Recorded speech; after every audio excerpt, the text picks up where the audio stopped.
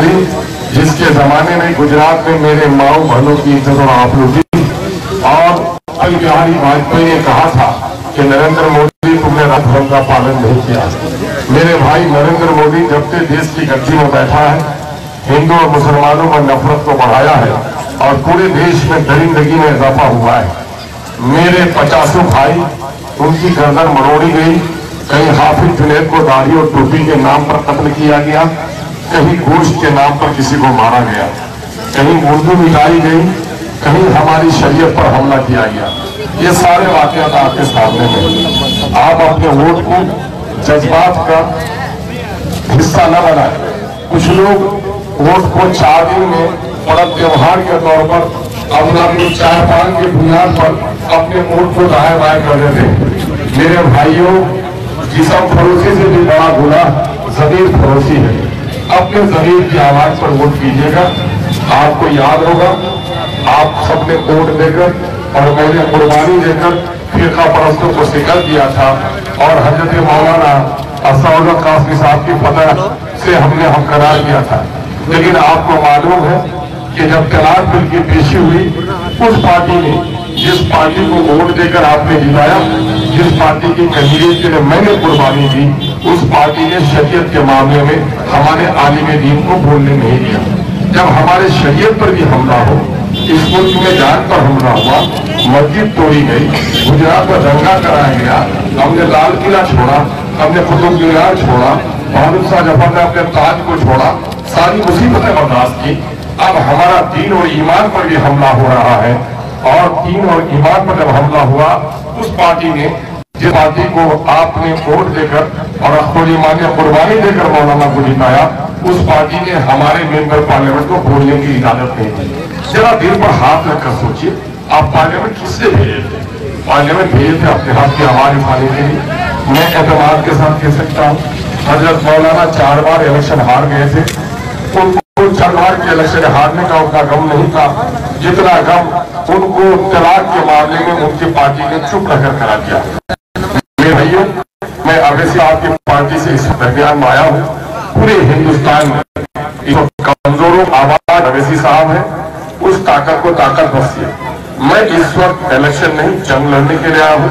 ये जंग है गुजरात के कातिलों के खिलाफ, ये जंग है गांधी के कातिलों के खिलाफ, ये जंग है अलीगढ़ का पैसा जिसने नहीं दिया उन जालिमों के खिलाफ, ये जंग है सैलाब के मौके से जिसने हमारे लोगों को राहत नहीं पहुंचाया उनके खिलाफ, ये जंग है उनके खिलाफ जिसने हमारी नदियों पर अब तक पुल नहीं बनाए, ये जंग है उनके खिलाफ जिसने सीमांचल को पीछे रखा है।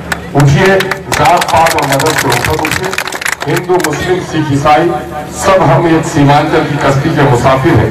हमारी कश्ती पिछले 72 सालों से गरीबी, निरक्षरता, बीमारी, महरूमी, लाचारी और बेबसी के काले समंदर में भटक रही है।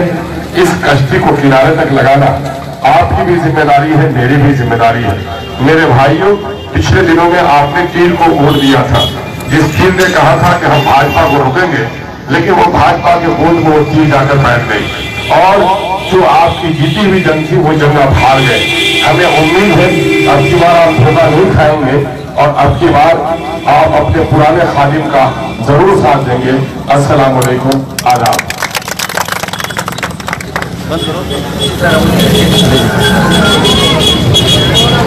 हजरत मौलाना की तरफ से है कि कुछ लोग बोलते हैं कि एक सीट लेकर क्या करेगा, तो मैं तो इस किस्म के सवाल करने वालों से कहता हूं कि जो बहुत लोगों के साथ जीत के गया उसने क्या किया, वो तो कुछ नहीं कर सका। लेकिन एक अकेला अवैसी, जब तलाक पर हमला हुआ, जब अपराधियों की गर्दन मरोड़ी गई, जब सीमांचल में सैलाब आया, तो वही एक अकेला तन्हा अवैसी ने आपकी आवाज उठाई थी।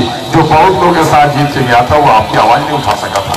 मेरे भाइयों, इस वक्त देश में 5% बिहार में पासवान भाई हैं, उनका लीडर है रामविलास पासवान। मैं मुबारकबाद देता हूँ। 5% कोयली कुर्मी है, नीतीश कुमार बादशाह बना हुआ है। 12% यादव भाई है, उसका भी लीडर है। मैं जात पात की बात नहीं करता, लेकिन 17% अकलियत के लोग हैं। लीडर कौन आपका?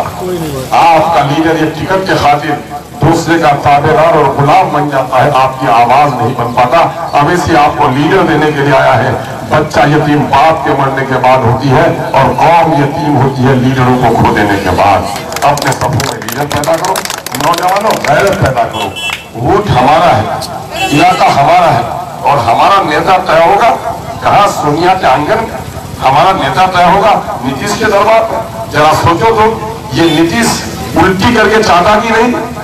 मैं एक जगह मजाक सुनाता हूँ, या बूढ़े लोग हैं कि मेरी कंपनी के नाच में जो छोकरा नाचता है बाप जन्म देता है बेटा, लेकिन बेटी बनकर नाचता है तो बाप का दिल रोता है कि मैंने जन्म दिया था बेटा और लड़की बनकर नाच रहा है।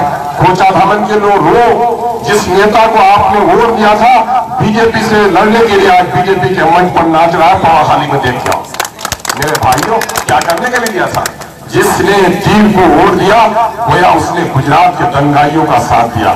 जिसने तीर को वोट दिया गोया उसने अफराज के कातिल का साथ दिया। जिसने तीर को वोट दिया उसने तलाक बिल की गोया हिमायत की। फैसला आपको करना है। वोट हथियार है, ये हथियार सिपाही को देंगे तो पहरेदारी करेगा। अख्तर ईमान ने पहरेदारी की थी जब आपकी बेटी को नचवाया जा रहा था। अख्तर ईमान ने पहरेदारी की थी, प्रिंसिपल के कमर में रस्सी लगवाकर जेल भेजा था। जब आपके अकीदे पर हमला हो रहा था असेंबली में, अख्तर ईमान ने पहरेदारी की थी, आपके बच्चों को शिरक करने से बचाया था। और आज आपका वोट किनके हाथ में है, आपके कातिलों के साथ है। फैसला आपको करना है। तलवार सिपाही को दीजिएगा तो पहरेदारी करेगा, डाकू को दीजिएगा तो कत्ल करेगा। फैसला किसी को नहीं, आपको करना है। अस्सलाम वालेकुम। अख्तर ईमान आगे बढ़ो, अख्तर ईमान आगे बढ़ो, हम तुम्हारे साथ हैं। अख्तर ईमान आगे बढ़ो, हम तुम्हारे साथ हैं। नेता कैसा हो, नेता कैसा हो, लीडर का नेता कैसा हो, किसानों का नेता कैसा हो, बेकसों का नेता कैसा हो, मजदूरों का